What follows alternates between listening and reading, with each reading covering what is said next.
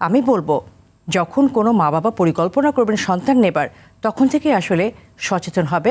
শিশুর যে ডেভেলপমেন্টের ব্যাপারটা আছে, মায়ের পেটের থেকে যে বিকাশটা শুরু হয়, সেই বিকাশ সম্পর্কে জানার এবং কীভাবে সাপোর্ট দেওয়া যায় তখন থেকেই সঠিকভাবে, যাতে নিউরনগুলো সঠিকভাবে বিকাশ লাভ করতে পারে সেই বিষয়ে। আপনি ঠিক বলেছেন আপা।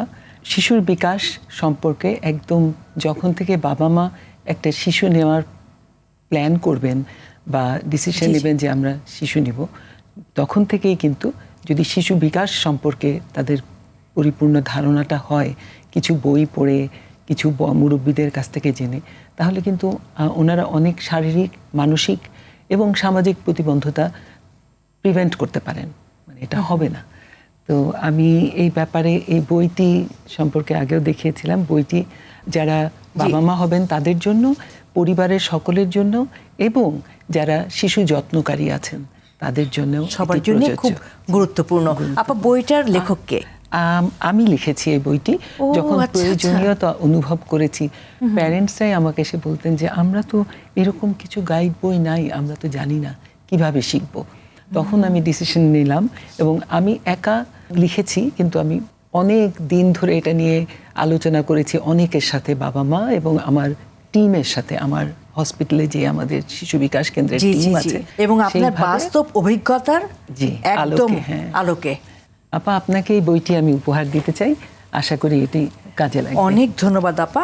প্রফেসর ডাক্তার সেলিনা হোসনা বানু, উনি যে বইটি লিখেছেন, এই যে শিশুর প্রথম 1000 দিনের বিকাশ নামে, আসলেই এতক্ষণ যে বর্ণনা উনি দিয়েছেন বইটির বিষয়ে, এটা পড়লে পারে নিশ্চয়ই যে জ্ঞানটুকু আমাদের থাকা দরকার যারা বাবা মা হতে যাচ্ছেন তাদের, এবং যারা আসলে শিশুদের নিয়ে কাজ করেন, বিকাশজনিত বিষয় নিয়ে কাজ করেন, তাদের জন্য অনেক বেশি সহায়ক হবে।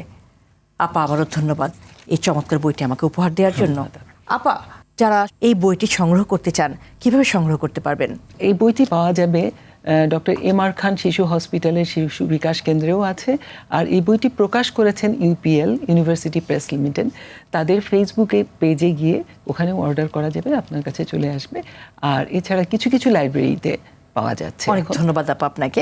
আপা, আমার যে বিষয়টা বেশি জানার আপনার কাছে, যে বিষয়টা নিয়ে আজকে আসলে আমাদের এই আয়োজনের অবতারণা, যে আমরা দেখতে পাচ্ছি আমাদের সমাজে অটিজম নিয়ে বেশ কিছু ভ্রান্ত ধারণা বা মিথ এমনভাবে ছড়িয়ে পড়েছে, যেটা কিনা শিশুর এগিয়ে যাওয়াটাকে ব্যাহত করছে নানাভাবে। সেক্ষেত্রে আপনি একটু আগে বলেছেন অটিজম কোনো রোগ নয়, কিন্তু অনেকেই বলছেন অটিজম একটি রোগ এবং নিরাময়যোগ্য। আপা, এই বিষয়টা কতটুকু বাস্তবিক বা এই বিষয়ে এই ধারণাটা কতখানি সঠিক,